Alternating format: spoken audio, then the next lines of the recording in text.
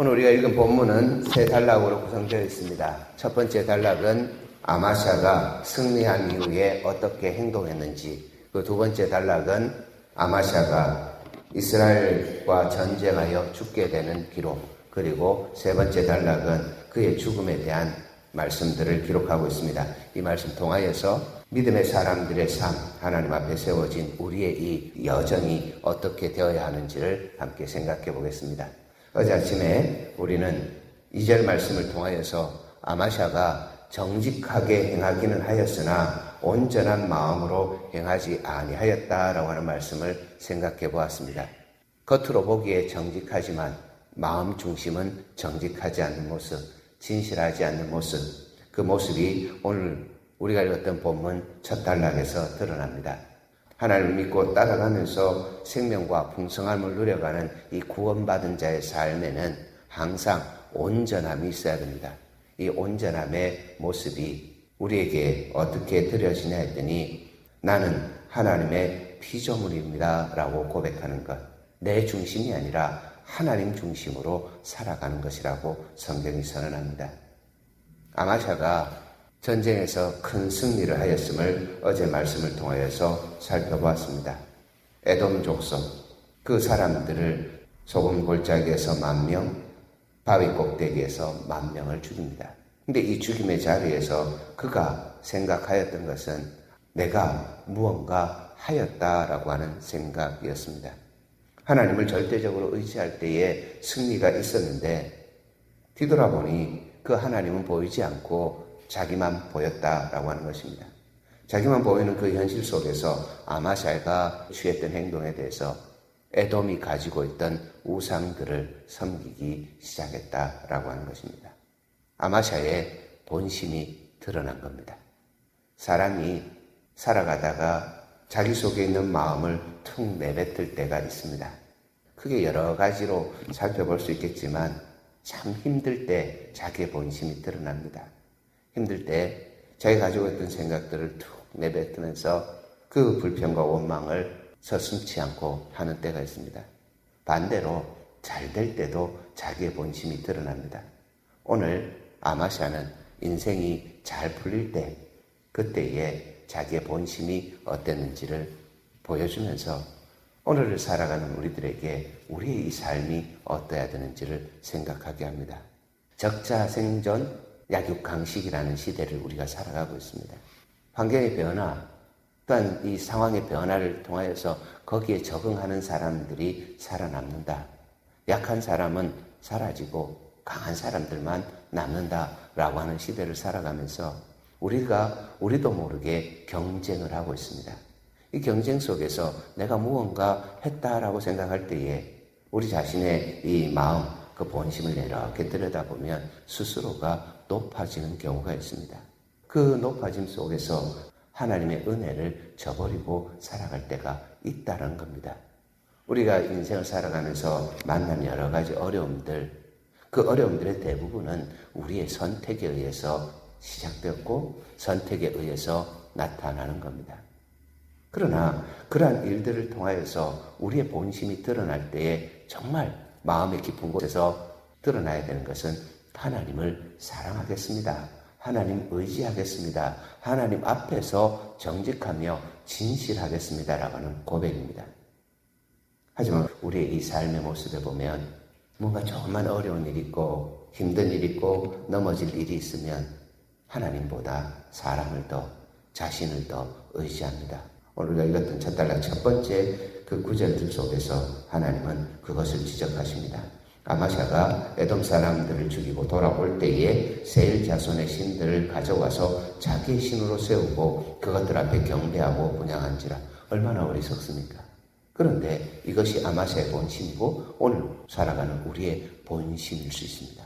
살아가는 데 여러 어려움이 없다라고 생각할 때에 하나님을 바라보기보다 놓아버리는 현실, 그러면서 세상의 것들을 가지고 그것이 하나님인 것처럼 그렇게 섬기는 모습, 죄로 오염된 우리가 성령 하나님의 인도하심을 따라서 우리를 정직하게 바라보지 않으면 우리는 항상 이런 존재가 됩니다.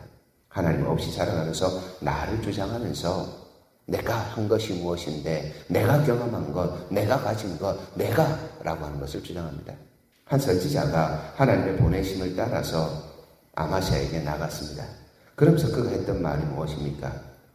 왜 저 백성들을 구원하지 못하는 우상을 섬기느냐, 이렇게 말을 전합니다. 이건 역시도 오늘 살아가는 우리에게 도전이 됩니다. 왜냐하면 우리가 붙잡는 것이 다 그런 것이기 때문입니다. 하나님 붙잡지 않는 것은 다 오늘 한 선지자가 했던 말과 동일합니다. 세상 것 잡고 나를 붙잡으면 백전백패입니다. 분명히 기억해야 합니다. 이 땅을 살아가면서 좋은 것이 있고 아주 즐거운 것이 있고 행복한 것이 있고 내게 유익이 되고 형통한 것이 있고 복되는 것이 있다 해도 하나님을 붙잡지 않으면 다 우상덩어리고 그것은 패배할 수밖에 없습니다. 세상 사람들은 조금 더 강한 것이 승리하고 약한 것이 패배한다 해서 우승열패라는 말을 씁니다. 그런데 우리의 인생은 그런 것이 아닐 걸 우리가 믿음으로 고백해야 합니다. 아마샤가 모든 것을 붙잡아서 그것을 의지할 때에 참 모순적으로 아무것도 아닌 것을 상상해서 만들어내면서 그것에 입을 만들고 코를 만들고 귀를 만들고 손을 만들고 다 만들어서 섬기는 그 우둔함을 범합니다. 에돔의 신을 섬기기 시작한 이 아마샤가 결국에는 들을 귀가 닫혀버립니다. 솔로몬이 왕이 될 때에 구했던 것이 듣는 귀입니다. 지난 주일 말씀을 통해서 우리가 들었듯이 듣는 것, 경청함이 예수 그리스도의 인격입니다. 예수님께서는 하나님의 말씀 듣기를 즐거워하셨고 그 말씀 듣는 것에 경청하셨고 즐거워하고 경청함을 통하여 그 말씀을 따라 행하셨습니다. 그것이 하나님께서 원하시는 목적이었기에 예수님은 그것을 거절하지 않으셨습니다. 우리가 이 땅을 살아가면서 듣는 귀가 있고 이 듣는 귀를 통하여서 하나님의 말씀을 경청하고 그 경청을 통하여 하나님께서 하신 일에 순종할 때에 우리에게는 하나님 주시는 평안이라고 하는 하나님 주시는 형통함이라는 것이 넉넉하게 넘칩니다. 하나님 중심이 될 때 그렇다는 겁니다. 그런데 하나님 중심에서 벗어난 이 아마샤의 모습을 보면서 우리의 이 실상도 보게 하시고 우리의 모습을 돌이키게 합니다. 아마샤가 얼마나 교만했는지 오늘 성경 구절 16절에 그렇게 선언하고 있습니다. 선지자가 아직 말하고 있는데 아마샤가 너 입 닥치라고 꺼지라고 이렇게 이야기하는 겁니다. 하나님의 말씀이 오늘 홍수같이 쏟아지는 이 시대에도 동일하게 보여집니다. 하나님께서 이런 계획을 가지고 하나님께서 이런 뜻을 가지고 우리를 구원하셨다. 그러니 우리의 삶의 자리에서 날마다 하나님 앞에 서기를 열심으로 훈련받고 경주하듯이 하나님 앞에 절제하면서 세워지고 하나님께서 상 주시는 분위기에 그 상 받기 위해서 열심히 달려가면서 하나님만을 바라봐야 되는데 그렇지 않은 모습이 있습니다.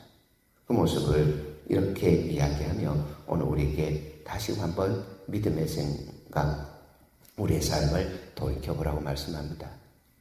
하나님의 말씀이 우리 가운데 이렇게 가시처럼 아니면 우리 가운데 우리의 삶을 이렇게 뒤흔들어 놓는 혹 아픔처럼 또한 징계처럼 들려질 때가 있습니다. 설교자들이 그것을 말할 때도 있습니다. 죄에 대해서 지적하고 그 죄에서 돌아오라고 회개를 선포할 때도 있습니다. 그때 들어야 합니다. 그때가 가장 좋을 때입니다. 가장 행복할 때입니다. 그걸 듣지 않으면 가장 좋을 때와 행복할 때를 내가 버려버리는 그 어리석음의 시간들을 보냅니다. 그 어리석음의 시간에 가장 중심에 뭐가 있냐 했더니 내가 있다는 겁니다. 이걸 우상숭배라고 우리는 알고 있습니다. 우상숭배의 모습을 이 아마샤가 볼 때 하나님께서 멸하시기로 작정했다 말합니다. 두 번째 단락입니다. 이 멸하시기로 작정을 하나님께서 이제 또 다시 아마샤를 일깨우려고 합니다. 그 일깨움의 자리에서 아마샤가 얼마나 교만했냐 하면 하나님께서 저 북이스라엘과는 싸우지 말라고 그렇게 말씀하셨는데 이 아마샤가 북이스라엘 왕 요아스에게 사람을 보내서 우리 한번 싸워보자 이렇게 말합니다. 성경에는 정말 온유하게 정말 부드럽게 표현되어 있어요. 오라 서로 대면하자 싸워보자는 겁니다. 내가 지금 힘이 이만큼 있으니까 너 한번 와봐라. 내가 너 이길 거다. 이렇게 선전포고를 한 겁니다. 얼마나 교만했는지. 하나님 없이 살아가는 모습, 하나님 의지하지 않는 모습이 그렇습니다. 본심이 드러나니까 하나님 생각하지도 않고 자기 힘 과시하려고 합니다. 그 모습 속에 요아스가 어떤 말을 하냐면 가시나무와 백향목나무를 이야기하면서 그 백향목나무, 가시나무가 짓밟히는 이야기를 합니다. 가시나무가 짓밟히는 이야기. 너 죽는다. 너 아무것도 아니다. 이렇게 말하는데 19절과 20절이 거의 핵심입니다.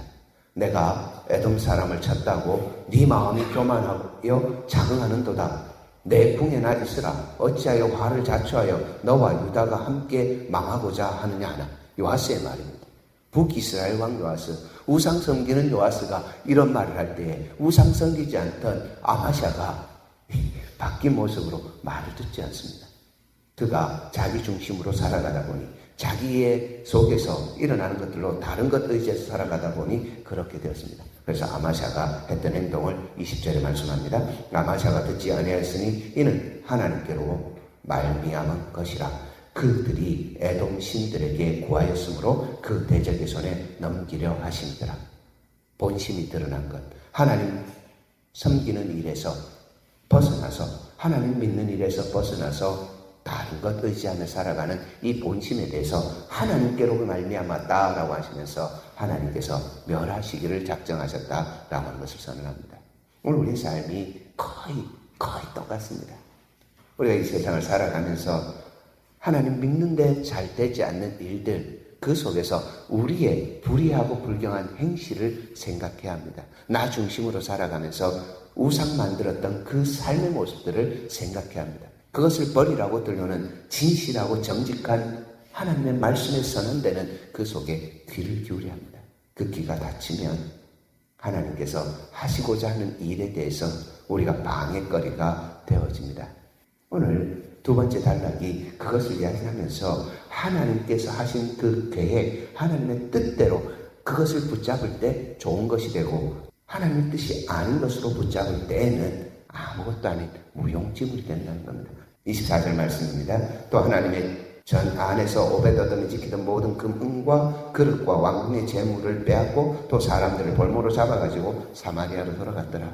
아무것도 없는 인생이 된다라고 말씀합니다. 그러면서 25절 마지막 단락에 하나님께서 아하스의 아들 요아스가 죽은 후에도 유다왕 요아스의 아들 아마샤가 15년간 생존을 하는데 그 생존의 기간 동안 하나님은 기회를 계속 주신다는 겁니다. 그런데 그 기회를 붙잡지 않습니다. 그 기회를 붙잡지 않는 이유를 17절에 가서 찾아보고 말씀을 결론 내리겠습니다. 17절 말씀인데요. 유다왕 아마샤가 상의하고 누구와 상의했다고 기록되어 있지 않습니다. 그런데 우리가 어제 아침 살펴본 그대로를 생각해보면 유다의 방백들과 사람들과 상의했을 것입니다. 조금 더 강력한 메시지는 다른 신을 섬기고 다른 것 의지하면서 거기 가서 상의하고 거기 가서 엎드려 절하고 기도하기 시작하니까 기회가 주어져도 듣지 못하고 돌이키지 않는 겁니다. 우리의 신앙을 돌아보겠습니다. 하나님 앞에 돌아와서 납작 엎드려서 예수 이름으로 기도하고 예수 이름 앞에서 사는 그 모습이 우리에게 있기를 하나님께서 원하시는데 우리의 선택이 다른 것과 상의하고 사람 찾아 내 마음에 있는 것 이야기하고 해결될 거라 생각해서 사람이 가지고 있는 권력, 힘, 능력, 재물, 그가 가지고 있는 경험을 우리가 빼앗아서 살아보려 합니다. 그거 다 아니라고 말씀해 주시는 겁니다. 27절입니다. 아마샤가 돌아서서 여호와를 버린 후부터 누가 상의할 것이냐? 하나님과 상의합니다. 우리의 제약길에서 돌아서서 하나님의 낯을 구하고 하나님 의지하는 믿음의 삶을 살아가라고 말씀하고 있는 겁니다. 결론입니다. 오늘 이 세 단락을 통하여서 우리에게 던져주시는 하나님의 복된 말씀은 우리가 무엇을 의지하고 살아가느냐? 나 자신으로부터 시작해서 아무 힘도 없는 저 우상 만들어진 그것을 바라보며 살아가느냐? 아니면 하나님 바라보며 하나님께 예배하고 살아가느냐? 첫 번째입니다. 두 번째로 우리가 누구와 상의하고 살아가느냐? 어떤 귀를 가지고 살아가느냐? 하나님께서 우리 읽게 하신 이 말씀에 들음을 가지고 하나님의 뜻대로 살아가야 한다. 세 번째로 기회를 주실 때 돌이켜서 하나님 앞에 돌아오라. 내 인생 혹 하나님께로부터 돌아서서 나를 중심으로 살아가려고 할 때에 들려지는 말씀 따라서 돌이켜서 하나님 앞에 세워지는 믿음의 삶을 살아가야 합니다. 저와 여러분들이 그러한 삶을 통하여서 오늘 이 자리에서 누리는 하나님 나라, 오늘 이 자리에서 누리는 영생 삶을 살아가셨으면 좋겠습니다. 우리 같이 기도하겠습니다.